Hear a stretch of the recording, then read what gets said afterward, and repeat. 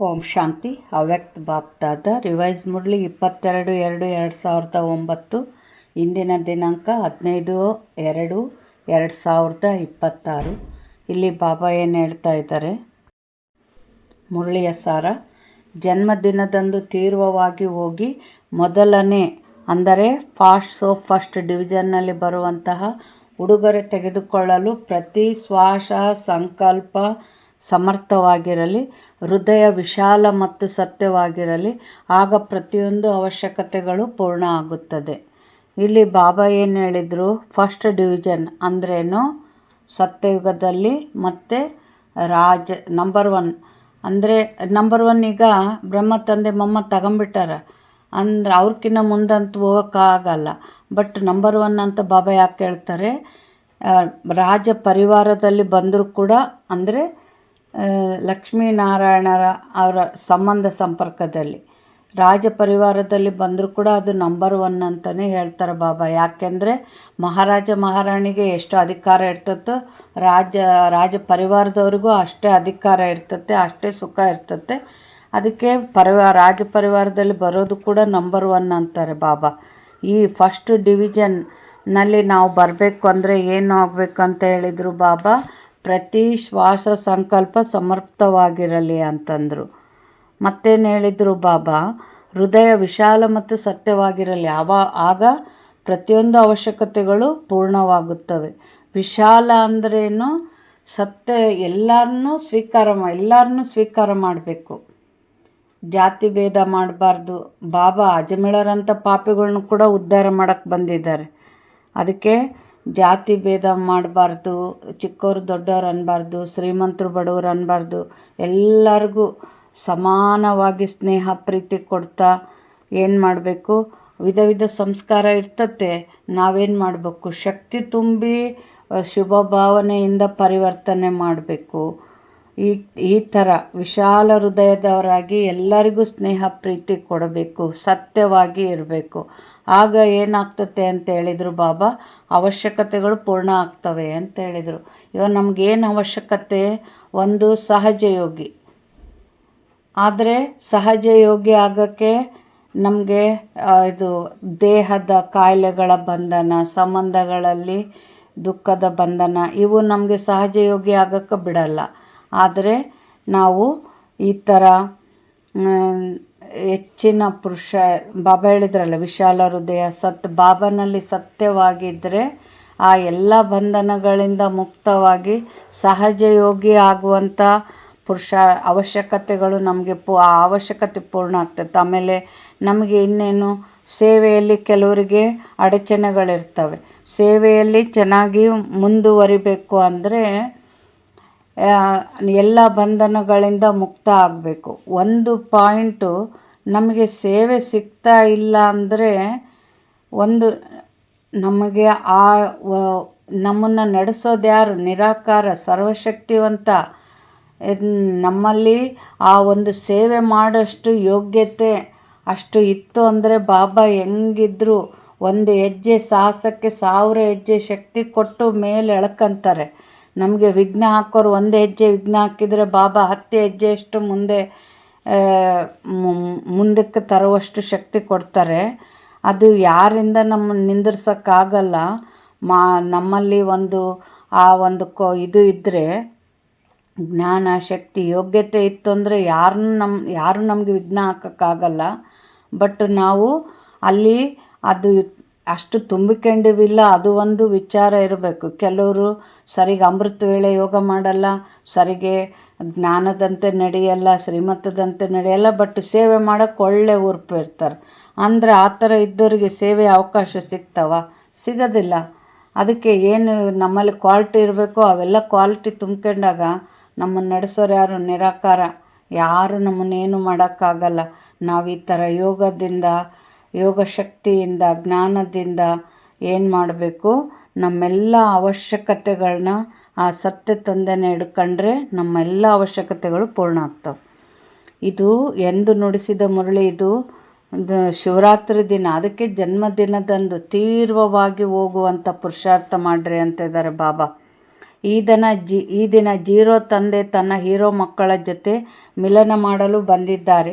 ಇಂದಿನ ದಿನ ತಾವೆಲ್ಲರೂ ತಂದೆಯ ಜೊತೆ ತಂದೆಯ ಮತ್ತು ತನ್ನ ಜನ್ಮದಿನವನ್ನು ಆಚರಿಸಲು ಬಂದಿದ್ದೀರಿ. ತಮ್ಮ ಜನ್ಮದಿನ ಅಂದರೆ ನಾವೇನು ಶಿವರಾತ್ರಿ ದಿನ ಸಿಕ್ನಾ ಬಾಬಾ?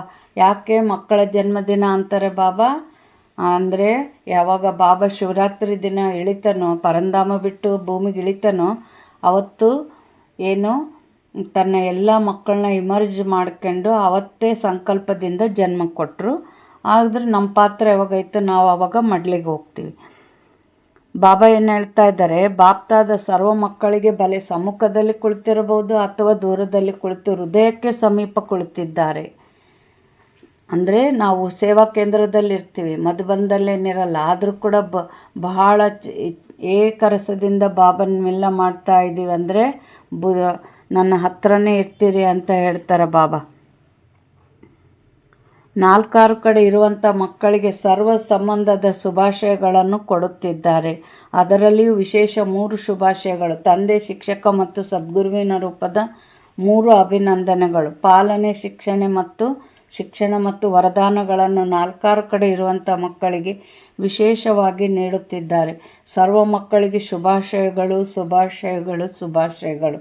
ಇಂದು ಈ ವಿಶೇಷ ಜನ್ಮದಿನವನ್ನು ಭಕ್ತರು ಆಚರಿಸುತ್ತಾರೆ. ಆದರೆ ತಾವು ಮಕ್ಕಳು ತಿಳಿದುಕೊಂಡಿದ್ದೀರಿ, ಈ ಜನ್ಮದಿನ ತಂದೆ ಮತ್ತು ಮಕ್ಕಳ ಅವಿನಾಶಿ ಸ್ನೇಹದ ಜನ್ಮದಿನ. ಆದಿಯಿಂದ ಹಿಡಿದು ತಂದೆ ಮತ್ತು ಮಕ್ಕಳು ಜೊತೆಯಲ್ಲಿ ಇದ್ದಾರೆ. ವಿಶ್ವ ಪರಿವರ್ತನೆಯ ಕಾರ್ಯದಲ್ಲಿಯೂ ತಂದೆ ಮಕ್ಕಳ ಜೊತೆ ಇದ್ದಾರೆ. ಏಕೆಂದರೆ ಬಹಳ ತಂದೆ ಹಾಗೂ ಮಕ್ಕಳ ಸ್ನೇಹ ಇದೆ. ಈಗಲೂ ಸಹ ಜೊತೆಯಲ್ಲಿ ಇದ್ದಾರೆ ಮತ್ತು ತಮ್ಮ ಮನೆಗೆ ಹೋಗಬೇಕಾದರೂ ಜೊತೆಯಲ್ಲಿಯೇ ಹೋಗಬೇಕು. ತಂದೆ ಮಕ್ಕಳ ವಿನಃ ಹೋಗಲು ಸಾಧ್ಯವಿಲ್ಲ ಮತ್ತು ಮಕ್ಕಳು ತಂದೆಯ ವಿನಃ ಹೋಗಲು ಸಾಧ್ಯವಿಲ್ಲ. ಏಕೆಂದರೆ ಹೃದಯದ ಸ್ನೇಹ ಜೊತೆ ಇದೆ. ಮನೆಯ ನಂತರ ರಾಜ್ಯದಲ್ಲಿ ಬಂದಾಗಲೂ ಬ್ರಹ್ಮ ತಂದೆಯ ಜೊತೆ ರಾಜ್ಯವನ್ನು ಮಾಡುತ್ತೀರಿ. ಅಂದಾಗ ಸರ್ವ ಜನ್ಮಗಳಿಗಿಂತ ಈ ಜನ್ಮ ಎಲ್ಲದಕ್ಕಿಂತಲೂ ಭಿನ್ನ ಹಾಗೂ ಪ್ರಿಯವಾಗಿದೆ. ಅಂದರೆ ಈಗ ನಮ್ಮ ಸಂಗಮ ಯುಗದ ಪುರುಷಾರ್ಥ ಜನ್ಮದ ಪುರುಷಾರ್ಥಗಳ ಜನ್ಮಕ್ಕೆ ಅದರ ಸಂಬಂಧ ಇರ್ತತೆ. ಇಲ್ಲಿ ನಾವು ಬಾಬನ ಜೊತೆಗೆ ವಾಪಸ್ ಮನೆಗೆ ಹೋಗಂಥವ್ರಾದರೆ ಅಲ್ಲಿ ಸಂಬಂಧ ಸಂಪರ್ಕದಲ್ಲಿ ಅಂದರೆ ಬ್ರಹ್ಮ ತಂದೆ ಹತ್ತಿರದಲ್ಲೇ ಇರ್ತೀವಿ. ರಾಜ ಪರಿವಾರ ಇಲ್ಲ ಪರಿವಾರದಲ್ಲಿ ಹತ್ತಿರದಲ್ಲೇ ಇರ್ತೀವಿ. ಈಗ ನಾವು ಬಾಬನ ಪೂರ್ಣ ಪಾವನ ಆಗಿಲ್ಲ ಅಂದರೆ ಹಿಂದೆ ಹೋಗಂಥರಾದರೆ ಅಲ್ಲಿ ಕೂಡ ಬ್ರಹ್ಮ ತಂದೆಯಿಂದ ದೂರ ಇರ್ತೀವಿ. ಅದಕ್ಕೆ ಜನ್ಮದ ಸಂಬಂಧ ಇರ್ತೈತಿ. ಇದು ಒಂದು ಜನ್ಮದ್ದಲ್ಲ, ಇದು ಸಂಗಮ ಯುಗ. ಬಾಬಾ ಏನು ಹೇಳ್ತಾ ಇದ್ದಾರೆ,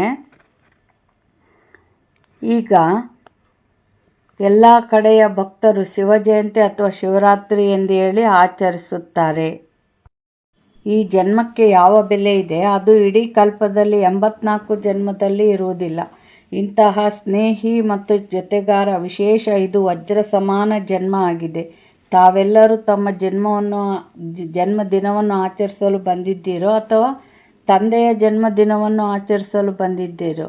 ತಂದೆಯು ಮಕ್ಕಳ ಜನ್ಮದಿನವನ್ನು ಆಚರಿಸಲು ಬಂದಿದ್ದಾರೆ ಮತ್ತು ಮಕ್ಕಳು ತಂದೆಯ ಜನ್ಮದಿನವನ್ನು ಆಚರಿಸಲು ಬಂದಿದ್ದಾರೆ. ಎಲ್ಲ ಕಡೆಯ ಭಕ್ತರು ಶಿವ ಜಯಂತಿ ಅಥವಾ ಶಿವರಾತ್ರಿ ಎಂದು ಹೇಳಿ ಆಚರಿಸುತ್ತಾರೆ. ಬಹಳ ಪ್ರೀತಿಯಿಂದ ಆಚರಿಸುತ್ತಾರೆ. ಬಾಪ್ತಾದರವರು ಭಕ್ತರನ್ನು ನೋಡಿ ಭಕ್ತರಿಗೂ ಭಕ್ತಿಯ ಫಲ ಕೊಡುತ್ತಾರೆ. ಆದರೆ ನೀವು ಆಚರಿಸುವುದು ಮತ್ತು ಭಕ್ತರು ಆಚರಿಸುವುದರಲ್ಲಿ ವ್ಯತ್ಯಾಸ ಇದೆ. ಅವರು ರಾತ್ರಿಯನ್ನು ಆಚರಿಸುತ್ತಾರೆ ಮತ್ತು ತಾವು ಅಮೃತ ವೇಳೆಯನ್ನು ಆಚರಿಸುತ್ತೀರಿ. ಅಮೃತ ವೇಳೆ ಶ್ರೇಷ್ಠ ವೇಳೆಯಾಗಿದೆ. ಅಮೃತ ವೇಳೆಯೇ ಬಾಪ್ತಾದ ಪ್ರತಿಯೊಬ್ಬ ಮಗುವಿಗೆ ವರದಾನಗಳಿಂದ ಜೋಳಿಗೆಯನ್ನು ತುಂಬುತ್ತಾರೆ. ಎಲ್ಲರ ಜೋಳಿಯು ವರದಾನಗಳಿಂದ ತುಂಬಲ್ಪಟ್ಟಿದೆಯಲ್ಲವೇ? ಪ್ರತಿದಿನ ವರದಾತ ತಂದೆಯಿಂದ ಸಿಕ್ಕೇ ಸಿಗುತ್ತದೆ. ತಾವು ಒಬ್ಬೊಬ್ಬ ಮಕ್ಕಳಿಗೆ ಎಷ್ಟು ವರದಾನಗಳು ಬಾಪ್ತಾದರವರ ಮೂಲಕ ಸಿಕ್ಕಿವೆ? ಆ ವರದಾನಗಳಿಂದ ಜೋಳಿಗೆಯೂ ತುಂಬಲ್ಪಟ್ಟಿದೆಯಲ್ಲವೇ? ಅಂದಾಗ ಎಲ್ಲರೂ ಬಹಳ ಒಲವು ಉತ್ಸಾಹದಿಂದ ತಲುಪಿದ್ದೀರಿ. ಬಾಪ್ತಾದರವರಿಗೂ ಮಕ್ಕಳನ್ನು ನೋಡಿ ಬಹಳ ಖುಷಿ ಪಡುತ್ತಾರೆ ಮತ್ತು ಗೀತೆಯನ್ನು ಹಾಡುತ್ತಿರುತ್ತಾರೆ. ವಾಹ್ ಮಕ್ಕಳೇ ವಾಹ್. ಮಕ್ಕಳು ಸಹ ಹೇಳುತ್ತಾರೆ ವಾಹ್ ಬಾಬಾ ವಾಹ್. ಮತ್ತು ತಂದೆ ಹೇಳುತ್ತಾರೆ, ವಾ ಮಕ್ಕಳೇ ವಾ, ಏಕೆಂದರೆ ಯಾರೆಲ್ಲ ತಂದೆಯ ಆಗಿದ್ದಾರೆ ಅವರೆಲ್ಲರೂ ಕೋಟಿಯಲ್ಲಿ ಕೆಲವು ಆತ್ಮಗಳಾಗಿದ್ದಾರೆ. ವಿಶ್ವದಲ್ಲಿ ಎಷ್ಟು ಕೋಟಿ ಆತ್ಮರಿದ್ದಾರೆ, ಆದರೆ ಅವರಲ್ಲಿ ತಾವು ಮಕ್ಕಳಿಗೆ ತಂದೆ ಲಕ್ಕಿ ಹಾಗೂ ಲವ್ಲಿ, ಅದೃಷ್ಟವಂತರು ಹಾಗೂ ಪ್ರಿಯವಾದ ಮಕ್ಕಳು ಎಂದು ಹೇಳುತ್ತಾರೆ. ಆ ಕೋಟಿಯಲ್ಲೂ ಕೆಲವರು ತಾವು ಮಕ್ಕಳಾಗಿದ್ದೀರಿ. ನಶೆ ಇದೆಯೇ? ನಾವು ಕಲ್ಪದ ಕೋಟಿಯಲ್ಲಿ ಕೆಲವು ಮಕ್ಕಳಾಗಿದ್ದೇವೆ. ಎಷ್ಟು ದೊಡ್ಡ ದೊಡ್ಡ ಪದವಿಯುಳ್ಳ ಆತ್ಮಗಳು ವರ್ತಮಾನ ಸಮಯದಲ್ಲೂ ಇದ್ದಾರೆ. ಆದರೆ ತಂದೆಯನ್ನು ಅರಿತುಕೊಂಡು ತಂದೆಯ ಜನ್ಮವನ್ನು ಆಚರಿಸುವಂಥವರು ನಾಲ್ಕಾರು ಕಡೆ ಅರಿತುಕೊಳ್ಳುವಂತಹ ಮಕ್ಕಳು ಕೋಟಿಯಲ್ಲಿ ಕೆಲವರಿದ್ದೀರಿ. ಈ ಖುಷಿ ಇದೆಯೇ? ನಾವು ಕೋಟಿಯಲ್ಲಿ ಕೆಲವರು ಆಗಿದ್ದೇವೆ. ನಶೆ ಇದೆಯೇ? ಕೈ ಎತ್ತಿರಿ. ಅವಿನಾಶಿ ನಶೆ ಇದೆಯಲ್ಲವೇ? ಆಗಾಗ ನಶೆ ಉಳ್ಳವರಲ್ಲ ತಾನೇ? ಸದಾ ಇದೆ ಮತ್ತು ಸದಾ ಇರುತ್ತದೆ. ಮಾಯೆ ಪೇಪರ್ ಅಂತ ತೆಗೆದುಕೊಳ್ಳುತ್ತದೆ. ಅನುಭವ ಇದೆಯಲ್ಲವೇ? ಮಾಯೆಗೂ ಪರಮಾತ್ಮನ ಮಕ್ಕಳ ಜೊತೆ ಬಹಳ ಪ್ರೀತಿ ಇದೆ. ಆದರೆ ಮಕ್ಕಳು ಮಾಯೆಗೆ ಪರಮಾತ್ಮನ ಮಕ್ಕಳ ಜೊತೆ ಆದಿಯಿಂದ ಇದುವರೆಗೂ ಸಂಬಂಧವಿದೆ ಎಂದು ತಿಳಿದುಕೊಂಡಿದ್ದಾರೆ. ಮಾಯೆ ಮತ್ತು ಪರಮಾತ್ಮನ ಮಕ್ಕಳು ಇವರಿಬ್ಬರಿಗೂ ಪರಸ್ಪರ ಸಂಬಂಧವಿದೆ.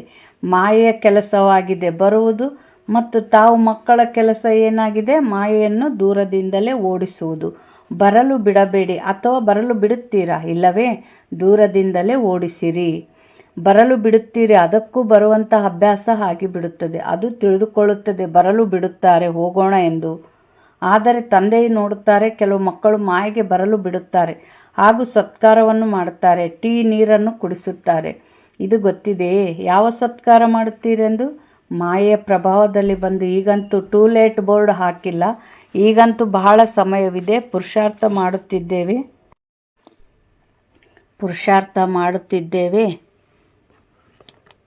ತಲುಪಿಬಿಡುತ್ತೇವೆ ಎಂದು ಯೋಚಿಸುತ್ತಾರೆ. ಮಾಯೆಯು ತಿಳಿದುಕೊಳ್ಳುತ್ತದೆ, ಒಂದು ಬರಲು ಅವಕಾಶ ಕೊಟ್ಟರು, ಇವರು ನನಗೆ ಜೊತೆ ಕೊಡುತ್ತಿದ್ದಾರೆ, ಸತ್ಕಾರವನ್ನು ಸಹ ಮಾಡುತ್ತಿದ್ದಾರೆ ಅಂದ ಮೇಲೆ ಯಾರು ಮಾಯೆಯನ್ನು ಗುರುತಿಸಿಬಿಡುತ್ತಾರೆ.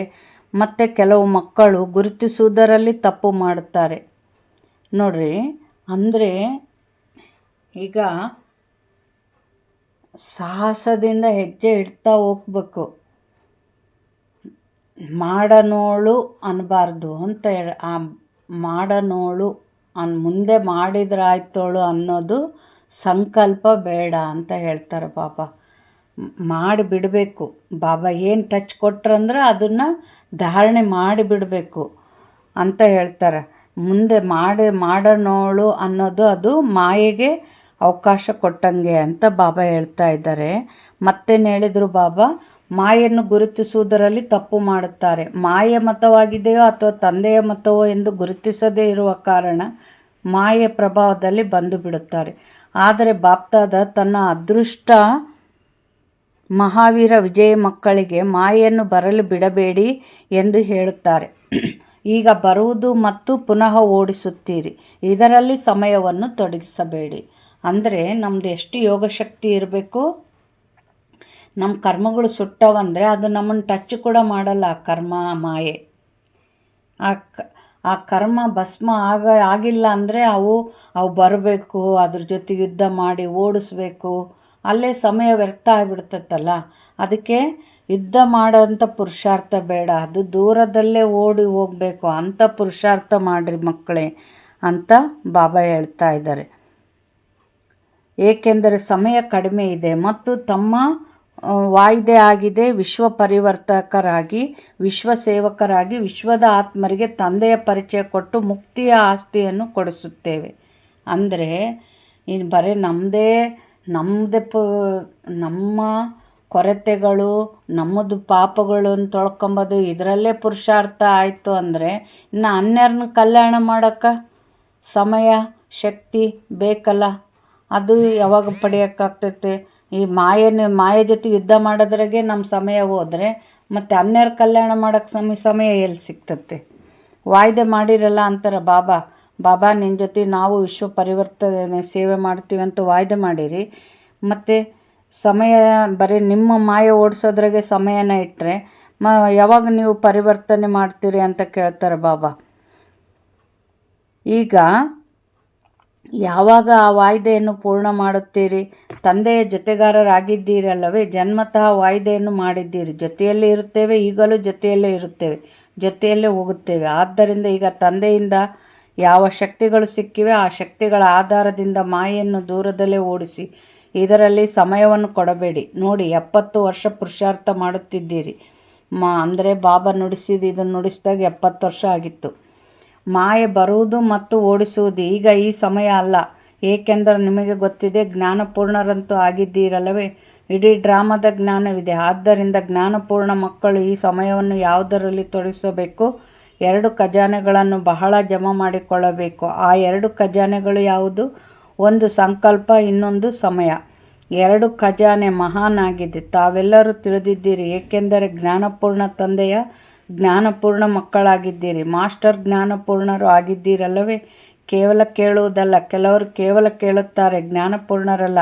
ತಾವ್ಯಾರಾಗಿದ್ದೀರಿ? ಜ್ಞಾನಪೂರ್ಣ ಆಗಿದ್ದೀರಾ? ಕೈ ಎತ್ತಿರಿ. ಜ್ಞಾನಪೂರ್ಣರಾಗಿದ್ದೀರೋ ಅಥವಾ ನಾಲೆಜ್ಫುಲ್ ಆಗಿದ್ದೀರೋ? ಎಲ್ಲರೂ ಜ್ಞಾನಪೂರ್ಣ ಆಗಿದ್ದೀರಾ? ಒಳ್ಳೆಯದು. ವಾಹ್, ಪೂರ್ಣ ಜ್ಞಾನ ಬಂದು ಬಿಟ್ಟಿದೆ. ಮಾಯೆಯನ್ನು ಓಡಿಸುವ ಜ್ಞಾನ ಇದೆಯೇ? ಹಿಂದೆ ಇರುವವರಿಗಿದೆಯೇ? ಬಾವುಟಗಳಂತೂ ಚೆನ್ನಾಗಿ ಕಾಣಿಸುತ್ತಿವೆ. ಜ್ಞಾನಪೂರ್ಣರು ಅರ್ಥಾತ್ ಮಾಯೆಯನ್ನು ದೂರದಿಂದಲೇ ಓಡಿಸುವಂಥವ್ರು. ಅಂದಾಗ ಈ ರೀತಿ ಇದ್ದೀರಾ?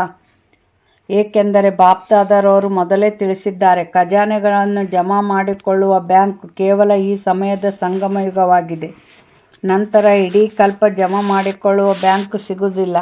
ಯಾರು ಈಗ ಜಮಾ ಮಾಡಿಕೊಂಡಿದ್ದಾರೆ ಅದು ಕೆಲಸದಲ್ಲಿ ಉಪಯೋಗಕ್ಕೆ ಬರುತ್ತದೆ. ಆದರೆ ಜಮಾ ಮಾಡಿಕೊಳ್ಳುವ ಬ್ಯಾಂಕ್ ಈಗ ಸಂಗಮಯುಗದಲ್ಲಿಯೇ ತೆರೆಯುತ್ತದೆ. ಆದ್ದರಿಂದ ಏನು ಹೇಳುತ್ತೀರಿ? ಸಂದೇಶದಲ್ಲಿ ತಿಳಿಸುತ್ತಿದ್ದೀರಲ್ಲವೇ? ಈಗಲ್ಲದಿದ್ದರೆ ಇನ್ನೆಂದಿಗೂ ಇಲ್ಲ. ಇದು ತಮ್ಮೆಲ್ಲರಿಗೂ ನೆನಪಿದೆಯಲ್ಲವೇ? ಈಗಿಲ್ಲದಿದ್ದರೆ ಮತ್ತೆಂದೂ ಇಲ್ಲ. ಇದು ಸದಾ ನೆನಪಿರುತ್ತಿದೆಯೇ?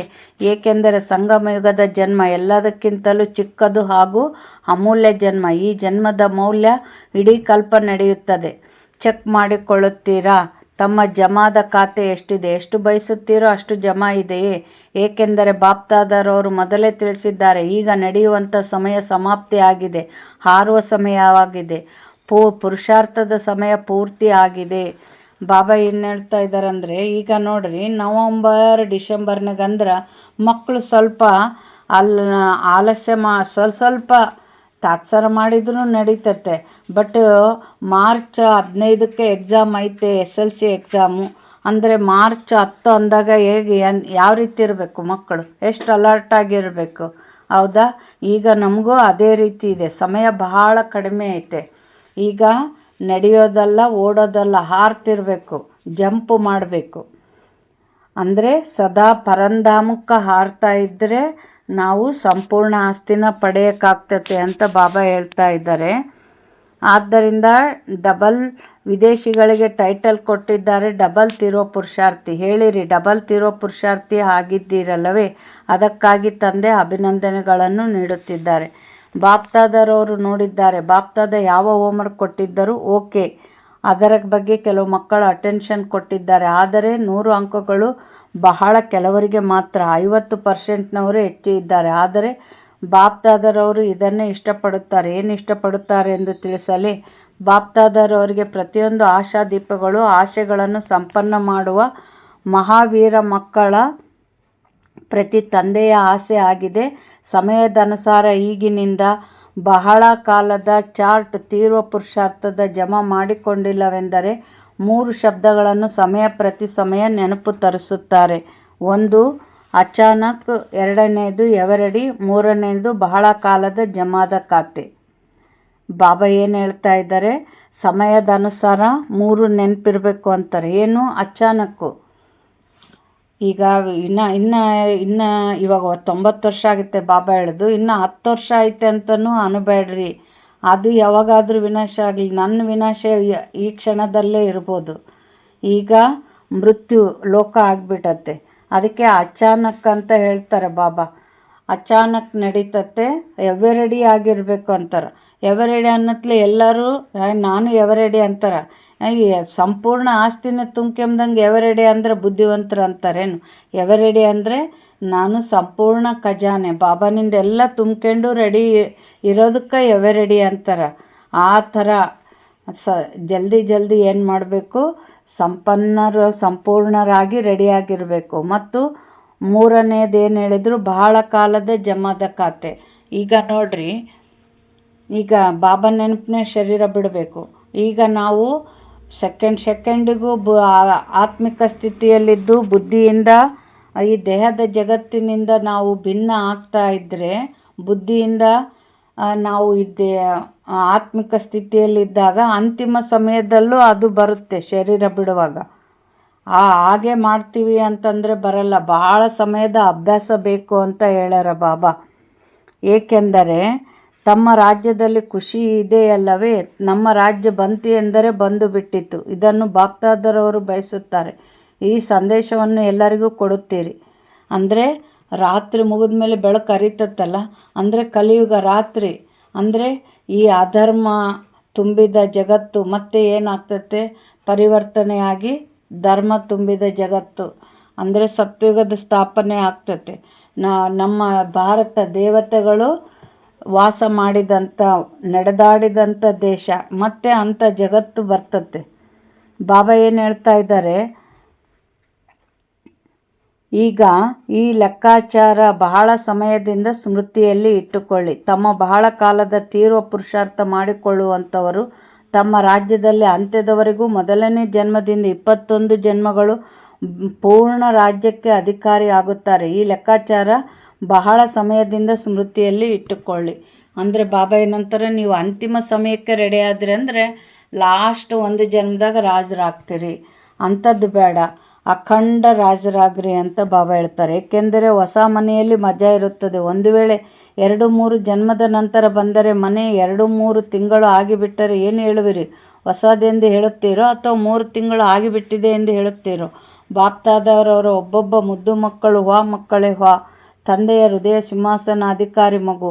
ಮೊದಲನೇ ಜನ್ಮದಲ್ಲಿ ಬ್ರಹ್ಮ ತಂದೆಯ ಜೊತೆಗಾರರಾಗಿ ಬರಲಿ ಎಂದು ಬಾಪ್ತಾದರವರು ಇಚ್ಛಿಸುತ್ತಾರೆ. ಇಷ್ಟವಿದೆಯೇ ಅಂದರೆ ಲಕ್ಷ್ಮೀನಾರಾಯಣರ ಪಟ್ಟಾಭಿಷೇಕದಾಗ ನಾವಿರಬೇಕು, ಅದು ನಮ್ಮ ಪುರುಷಾರ್ಥ ಇರಬೇಕು ಅಂತಾರೆ ಬಾಬಾ.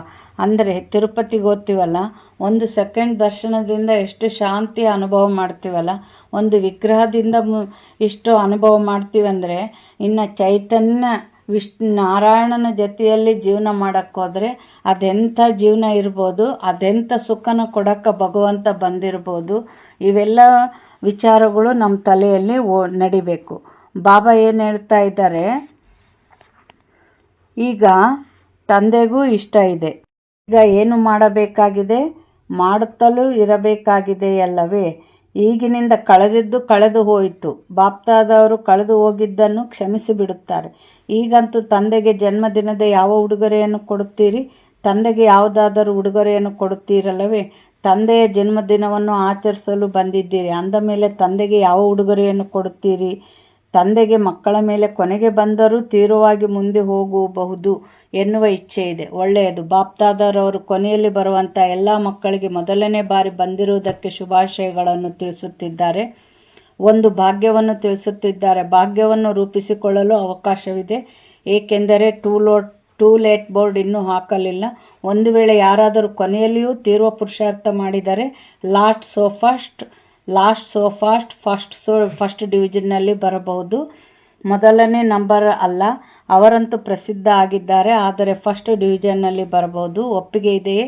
ಬಂದಿರುವಂಥ ಹೊಸ ಮಕ್ಕಳಿಗೆ ಒಪ್ಪಿಗೆ ಇದೆಯೇ? ಅವಕಾಶವಂತೂ ಇದೆ. ಬಾಪ್ತಾದರವರು ಸೀಟ್ ಕೊಡುತ್ತಾರೆ. ಅದಕ್ಕಾಗಿ ಏನಾದರೂ ಮಾಡಲೇಬೇಕು. ಒಂದೊಂದು ಶ್ವಾಸ, ಒಂದೊಂದು ಸಂಕಲ್ಪದ ಬಗ್ಗೆ ಅಟೆನ್ಷನ್. ಪ್ರತಿಯೊಂದು ಶ್ವಾಸ, ಪ್ರತಿಯೊಂದು ಸಂಕಲ್ಪ ಸಮರ್ಥವಾಗಿರಲಿ, ವ್ಯರ್ಥವಿರಬಾರದು. ಏಕೆಂದರೆ ಭಲೆ ಮೊದಲನೇ ಬಾರಿ ಬಂದಿರಬಹುದು ಅಥವಾ ಹಳಬರು ಇರಬಹುದು. ತಮ್ಮೆಲ್ಲರ ಟೈಟಲ್ ಏನಾಗಿದೆ? ಸಮರ್ಥ ಮಕ್ಕಳು, ಬಲಹೀನ ಮಕ್ಕಳಲ್ಲ. ಬಾಪ್ತಾದ ಯಾವ ನೆನಪು ಪ್ರೀತಿಯನ್ನು ಕೊಡುತ್ತಾರೆ? ಪ್ರತಿದಿನ ಮುದ್ದು ಮಕ್ಕಳಿಗೆ, ಬಹಳ ಕಾಲದಿಂದ ಅಗಲಿ ಹೋಗಿ ಮತ್ತೆ ಸಿಕ್ಕಿರುವ ಮಕ್ಕಳಿಗೆ, ಹೃದಯ ಸಿಂಹಾಸನಾಧಿಕಾರಿ ಮಕ್ಕಳಿಗೆ ನೆನಪು ಪ್ರೀತಿಯನ್ನು ಕೊಡುತ್ತಾರೆ. ಆದ್ದರಿಂದ ತಂದೆ ಈ ಸ್ವರ್ಣಿಮ ಅವಕಾಶವನ್ನು ಕೊಡುತ್ತಿದ್ದಾರೆ.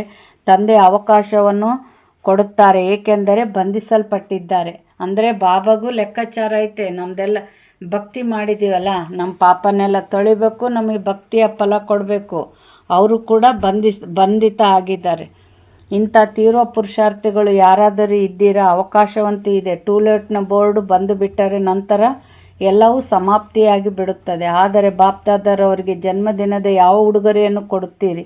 ಜನ್ಮೋತ್ಸವವನ್ನು ಆಚರಿಸಲು ಬಂದಿದ್ದೀರಲ್ಲವೇ? ಬಾಪ್ದಾದರವರು ತಮ್ಮೆಲ್ಲರ ಜನ್ಮದಿನದಂದು ತಾವೆಲ್ಲ ಮಕ್ಕಳಿಗೆ ವಿಶೇಷ ಉಡುಗೊರೆಯನ್ನು ಕೊಟ್ಟಿದ್ದಾರೆ.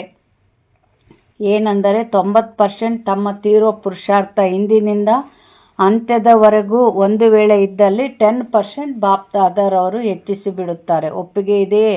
ಈಗ ವ್ಯರ್ಥ ಸಮಾಪ್ತಿ ಹೇಗೆ ನೋಡಿ. ಸತ್ಯಯುಗದ ದೇವತೆಗಳು ಬರುತ್ತಾರಲ್ಲವೇ?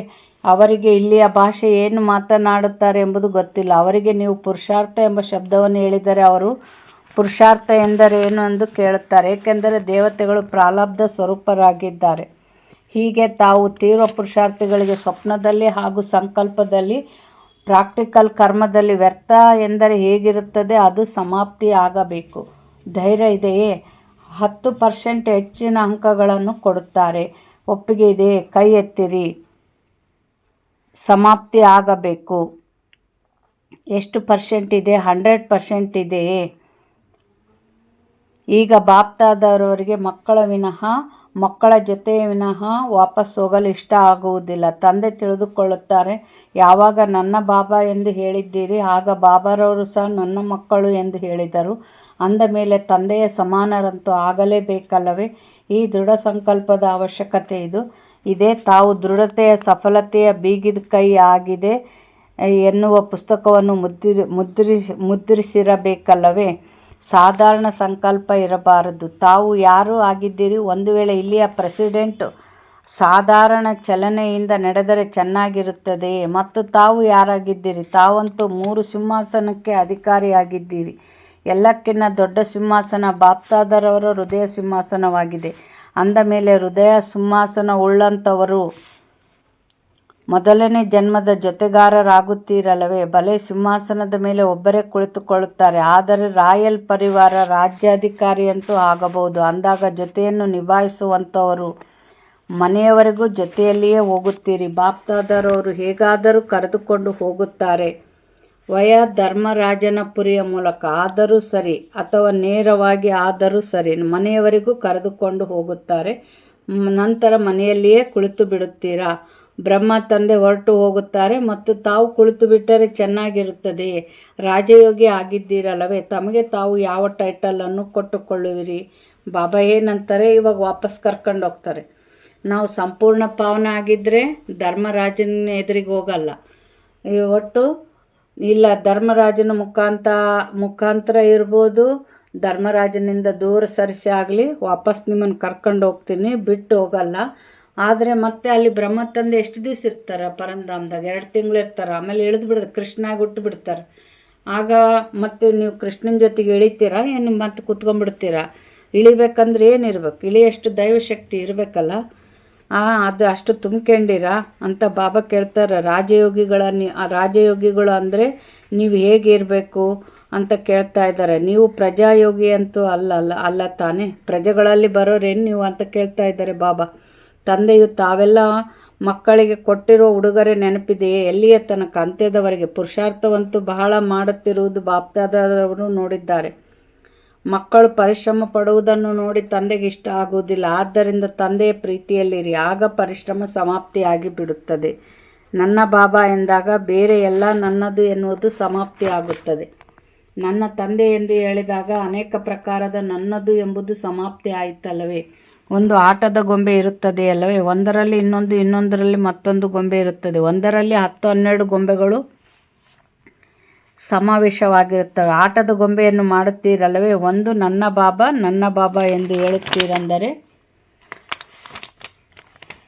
ನನ್ನ ಬಾಬಾ ಆಗಿದ್ದಾರಲ್ಲವೇ? ಮಹಾರಥಿಗಳ ಬಾಬಾ ಅಂತೂ ಅಲ್ಲ, ನನ್ನ ಬಾಬಾ ಎಂದ ಮೇಲೆ ಹದ್ದಿನ ನನ್ನದು ಎಂಬುದನ್ನು ನಿನ್ನದು ಎನ್ನುವುದರಲ್ಲಿ ಸಮಾವೇಶ ಮಾಡಿಕೊಳ್ಳಿ. ಅಂದ್ರೇನು? ಹದ್ದಿನ ನನ್ನದು ಅಂದರೆ ಇದು ನನ್ನ ಪರಿವಾರ, ನನ್ನ ಮನೆ, ನನ್ನದು ಅನ್ನೋದು ಬರಬಾರ್ದು. ಈ ದೇಹ ಕೂಡ ಬಾಬನ ಸೇವೆಗಾಗಿ ಐತೆ. ಇದು ಬಾಬನ ಮನೆ, ಇದೆಲ್ಲ ಭಗವಂತನ ಮಕ್ಕಳು. ಇವರೆಲ್ಲ ನನ್ನದು ಅನ್ನೋದನ್ನ ಏನು ಮಾಡಬೇಕೀಗ? ಬಾಬಾ ನಿನ್ನದು ಅಂತ ಪರಿವರ್ತನೆ ಮಾಡ್ರಿ ಅಂತಾರೆ ಬಾಬಾ. ನನ್ನದು ಮತ್ತು ನಿನ್ನದು ಎಂಬುದರಲ್ಲಿ ಎಷ್ಟೊಂದು ವ್ಯತ್ಯಾಸವಿದೆ. ನನ್ನ ಬಾಬಾ ಎಂದು ಪಕ್ಕಾ ಇದೆಯೇ? ಎಷ್ಟು ಪರ್ಸೆಂಟೇಜ್ ಇದೆ? 100% ಇದೆ ತಾನೇ? ಅಂದರೆ ಕೈ ಎತ್ತಿ. ಯಾರು 101 ಹೇಳುತ್ತೀರೋ ಅವರು ಕೈ ಎತ್ತಿರಿ. ಬಾಪ್ತಾದರವರು ನೋಡುತ್ತಿದ್ದಾರೆ, ಟಿವಿಯಲ್ಲಿಯೂ ನೋಡುತ್ತಿದ್ದಾರೆ. ಒಳ್ಳೆಯದು. ಎಲ್ಲ ಕಡೆಯ ಬಾಪ್ತಾದರವರ ಹೃದಯ ಸಿಂಹಾಸನ ಅಧಿಕಾರಿ ಮಕ್ಕಳಿಗೆ, ಎಲ್ಲ ಕಡೆಯ ತೀರೋ ಪುರುಷಾರ್ಥಿ ಮಕ್ಕಳಿಗೆ, ಎಲ್ಲ ಕಡೆಯ ಬಾಪ್ತಾದರವರ ಯಾವ ಉಡುಗೊರೆ ಕೊಟ್ಟಿದ್ದಾರೆ ಆ ಉಡುಗೊರೆಯನ್ನು ಸ್ವೀಕಾರ ಮಾಡುವಂಥ ಮತ್ತು ಯಾವ ಮಕ್ಕಳು ಬಾಪ್ತಾದರವರಿಗೆ ಉಡುಗೊರೆ ಕೊಟ್ಟಿದ್ದಾರೆ ಸಂಕಲ್ಪದಿಂದ ಆ ಸಂಕಲ್ಪವನ್ನು ದೃಢ ಮಾಡಿಕೊಳ್ಳುವ ತೀರೋ ಪುರುಷಾರ್ಥಿ ಪ್ರತಿಜ್ಞೆಯನ್ನು ಪ್ರತ್ಯಕ್ಷ ಮಾಡುವ ಸರ್ವ ಮಕ್ಕಳಿಗೆ ಬಾಪ್ತಾದರವರ ಹೃದಯದ ಆಸರೆ ಮತ್ತು ಹೃದಯದ ನೆನಪು ಪ್ರೀತಿ ಸ್ವೀಕಾರವಾಗಲಿ. ಮತ್ತು ಸರ್ವ ಮಕ್ಕಳಿಗೆ ಬಹಳ ಬಹಳ ಅಭಿನಂದನೆಗಳು ಅಭಿನಂದನೆಗಳು ಅಭಿನಂದನೆಗಳು. ಮಾತ್ಪಿತಾ ಆತ್ಮಿಕ ಮಕ್ಕಳಿಂದ ಆತ್ಮಿಕ ತಂದೆ ತಾಯಿಗೆ ನೆನಪು ಪ್ರೀತಿ ಹಾಗೂ ಸುಪ್ರಭಾತ. ನಮಸ್ತೆ ನಮಸ್ತೆ ನಮಸ್ತೆ. ವರದಾನ: ಅತಿಥಿ ಎಂಬ ವೃತ್ತಿಯ ಮೂಲಕ ಪ್ರವೃತ್ತಿಯನ್ನು ಶ್ರೇಷ್ಠ ಸ್ಥಿತಿಯಲ್ಲಿ ಶ್ರೇಷ್ಠ ಮಾಡಿಕೊಳ್ಳುವಂಥ ಸದಾ ಉಪರಾಂಭವ. ಬಾಬಾ ಇಲ್ಲೇನು ಹೇಳ್ತಾರೆ? ಅತಿಥಿ ಅಂದ್ರೇನು? ಇವಾಗ ನಾವು ಯಾರ ಮನೆಗೇನೋ ಹೋಗಿರ್ತೀವಿ, ಅವ್ರ ಮನೆಗೆ ಏನೊಂದು ಸಮಸ್ಯೆ ಆಯ್ತಂದರೆ ಟೆನ್ಷನ್ ಮಾಡ್ಕೊಂತೀವಿ. ನಾವೇನು ಇವತ್ತಿದ್ವಿ ನಾಳೆ ಇದ್ವಿ, ನಾವೇನು ಇಲ್ಲಿರೋರಲ್ಲ ಅಂತ ಟೆನ್ಷನ್ ಇರಲ್ಲ ನೋಡ್ರಿ, ನಿಶ್ಚಿಂತವಾಗಿರ್ತೀವಿ. ಅದರಂತೆ ಇದೇನು ನಮ್ಮದು ಸ್ವಂತ ಮನೆನಾ? ಏನೋ 2 ದಿವಸ ಅಂತ ಇಳಿದ್ವಿ, ಇದೇ ನಮ್ಮ ಸ್ವಂತ ಮನೆ ಅಂತ ಕುತ್ಕೊಂಡ್ಬಿಟ್ಟಿವಿ. ನಮ್ಮ ಸ್ವಂತ ಮನೆ ಯಾವುದು? ಪರಂಧಾಮ. ಈಗ ವಾಪಸ್ ಹೋಗ್ಬೇಕು. ಅದಕ್ಕೆ ನಾನು ಅತಿಥಿ ಅನ್ನೋದು ಇದ್ದರೆ ಯಾವುದಕ್ಕೂ ಅಂಟ್ಕೊಳ್ಳಲ್ಲ, ಮೋಹ ಇರಲ್ಲ. ಯಾವುದು? ಮಕ್ಕಳು, ದೇಹಕ್ಕೆ ಎಲ್ಲವುದು. ನಾಳೆ ಶರೀರ ಬಿಟ್ಟ ಮೇಲೆ ನಮ್ಮ ಆತ್ಮದ ಪಕ್ಕಿಗೆ ನಮ್ಮ ಮಕ್ಕಳ ಆತ್ಮ ಇದ್ದರೂ ಮಕ್ಕಳೆಂಬುದು ನಮಗಿರಲ್ಲ, ತಾಯಿ ಎಂಬುದು ಅವಕ್ಕಿರಲ್ಲ. ಈ ದೇಹದಲ್ಲಿರುವವರೆಗೆ ಮಾತ್ರ, ಆತ್ಮಕ್ಕೆ ಯಾವುದೂ ಇಲ್ಲ. ಅದು ನನ್ನದಲ್ಲ ನಂದಲ್ಲದನ್ನು ನಂದು ನಂದು ಅಂತ ಈ ಕೆಸರನ್ನ ಮೆತ್ಕೊಂಡು ಏನು ಮಾಡ್ತಾ ಇದ್ದೀವಿ? ಪರಿಶ್ರಮ ಪಡ್ತಾ ಇದ್ದೀವಿ. ಆದರೆ ಬಾಬಾ ಇಲ್ಲೇನು ಹೇಳ್ತಾರೆ? ನಿರ್ಮೋಹಿ ಆಗಬೇಕು ಅಂತ ಹೇಳ್ತಾರೆ ಬಾಬಾ. ಯಾರು ಸ್ವಯಂವನ್ನು ಅತಿಥಿ ಎಂದು ತಿಳಿದುಕೊಂಡು ನಡೆಯುತ್ತಾರೆಯೋ ಅವರು ತನ್ನ ದೇಹವೆಂಬ ಮನೆಯಿಂದಲೂ ನಿರ್ಮೋಹಿ ಆಗಿಬಿಡುತ್ತಾರೆ. ಅತಿಥಿಗೆ ತನ್ನದೇನೂ ಇರುವುದಿಲ್ಲ. ಕಾರ್ಯದಲ್ಲಿ ಎಲ್ಲ ವಸ್ತುಗಳನ್ನು ಉಪಯೋಗಿಸುತ್ತಾರೆ, ಆದರೆ ನನ್ನದೆಂಬ ಭಾವವಿರುವುದಿಲ್ಲ. ಅಂದ್ರೇನು? ಇಲ್ಲಿ ಎಲ್ಲ ಲೆಕ್ಕಾಚಾರಗಳು ಮಾಡ್ಕೊಂಬಂದಿವಿ. ಎಲ್ಲರ ಜೊತೆಗೆ ಚುಕ್ತ ಮಾಡಬೇಕು. ಅವರು ಎಲ್ಲ ಸಾಧನಗಳನ್ನು ಉಪಯೋಗಿಸುತ್ತಿದ್ದರೂ ಎಷ್ಟು ಭಿನ್ನವೋ ಅಷ್ಟು ತಂದೆಗೆ ಪ್ರಿಯರಾಗಿ ಇರುತ್ತಾರೆ. ಅವರು ಸಹಜವಾಗಿಯೇ ದೇಹದ ಸಂಬಂಧ ಮತ್ತು ವೈಭವಗಳಿಂದಲೂ ಉಪರಾಮಾಗಿ ಬಿಡುತ್ತಾರೆ. ಈ ವೈಭವದ ಮೇಲೂ ನಮಗೆ ಮೋಹ ಇರಬಾರ್ದು. ಯಾಕೆಂದರೆ ಅದರ ಪ್ರೀತಿಯಲ್ಲೇ ತಲ್ಲಿನಾದರೆ ಬಾಬಾನ ಆನಂದ ಸ್ನೇಹದಲ್ಲಿ ಕಡಿಮೆ ಆಗಿಬಿಡ್ತೀವಿ. ಅದಕ್ಕೆ ಬಾಬಾ ಏನಂತಾರೆ? ಅತಿಥಿ ಎಂಬ ವೃತ್ತಿ ಎಷ್ಟಿರುತ್ತದೋ ಅಷ್ಟೇ ಶ್ರೇಷ್ಠ ಪ್ರವೃತ್ತಿ ಹಾಗೂ ಸ್ಥಿತಿಯೂ ಶ್ರೇಷ್ಠವಾಗಿರಬೇಕು. ಯಾಕೆ ಬಾಬಾ ಯಾಕೆ ಭಿನ್ನವಾಗಿರ್ರಿ ಅಂತ ಹೇಳ್ತಾರೆ ಅಂದರೆ ನಮ್ಮ ಸುಖಕ್ಕೆ. ಯಾಕೆ ಅಂದರೆ ಇವಾಗ ಮತ್ತೆ ಎಷ್ಟು ಜನ್ಮಗಳದಾವೋ ಅಷ್ಟು ಜನ್ಮನೂ ಸಂಬಂಧ ಸಂಪರ್ಕ ಎಲ್ಲ ಇರ್ತದೆ. ಅವ್ರ ಜೊತೆ ಜೀವನ ಮಾಡಬೇಕು. ಮತ್ತು ಈಗ ಬುತ್ತಿ ಕಟ್ಕೊಂಡ್ರೆ ಮತ್ತೆ ಅವರಿಗೆ ಸುಖ ಕೊಡೋಷ್ಟವರು ಆಗ್ತೀವಿ. ನಾವು ರಾಜರಾದರೆ ಆ ಪರಿವಾರ ಎಲ್ಲ ನಮ್ಮ ಜೊತೆ ಬಂದಾಗ ಅವ್ರಿಗೆ ಎಂಥ ಸುಖ ಇರ್ತದೆ ಹೇಳ್ರಿ. ಈ ರೀತಿ ಮತ್ತೆ 84 ಜನ್ಮದ ಸಂಬಂಧಗಳಿಗೆ ಸುಖ ಕೊಡಬೇಕಂದ್ರೆ ಇದು ಒಂದು ಜನ್ಮ ಏನು ಮಾಡಬೇಕು? ಬುದ್ಧಿಯಿಂದ ಎಲ್ಲದನ್ನು ತೆಗೆದು ಬಾಬಾನ ಸದಾ ಜೊತೆಗಿಟ್ಕೊಂಡಿರಬೇಕು. ಸ್ಲೋಗನ್: ತಮ್ಮ ಸ್ವಭಾವವನ್ನು ನಿರ್ಮಲವನ್ನಾಗಿ ಮಾಡಿಕೊಳ್ಳುತ್ತೀರಿ ಎಂದರೆ ಪ್ರತಿ ಹೆಜ್ಜೆಯಲ್ಲಿ ಸಫಲತೆಯು ಅಡಗಿರುತ್ತದೆ. ಅಂದರೆ ಸ್ವಭಾವದಲ್ಲಿ ಏನಿರಬಾರ್ದು ಅಂತ ಹೇಳ್ತಾರೆ? ಅಶುದ್ಧತೆ ಇರಬಾರ್ದು ಅಂತ ಹೇಳ್ತಾರೆ ಬಾಬಾ.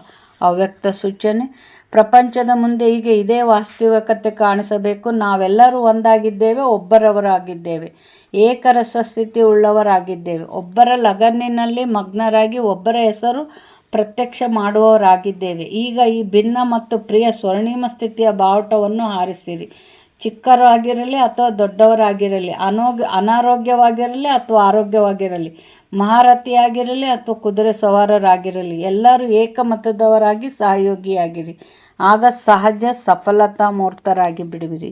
ಅಂದರೆ ಬಾಬಾ ಏನಂತಾರೆ? ನಾನು ಜಾಸ್ತಿ ಪುರುಷಾರ್ಥ ಮಾಡ್ತೀನಿ, ಅವ್ರು ಕಡಿಮೆ, ಅವ್ರು ಹೆಚ್ಚು, ನಾನು ಕಡಿಮೆ, ಇದ್ಯಾವುದು ಇರಬಾರ್ದು. ನಾವೆಲ್ಲರೂ ಒಂದೇ, ನಾವೆಲ್ಲರೂ ಬಾಬಾನ ಮಕ್ಕಳೇ. ಈಗ ಏಕತೆಯ ಪ್ರತ್ಯಕ್ಷ ಮಾಡಿ ಸಫಲತಾ ಮೂರ್ತಿಗಳಾಗ್ರಿ ಅಂತ ಬಾಬಾ ಹೇಳ್ತಾ ಇದ್ದಾರೆ. ಒಳ್ಳೆಯದು. ಓಂ ಶಾಂತಿ.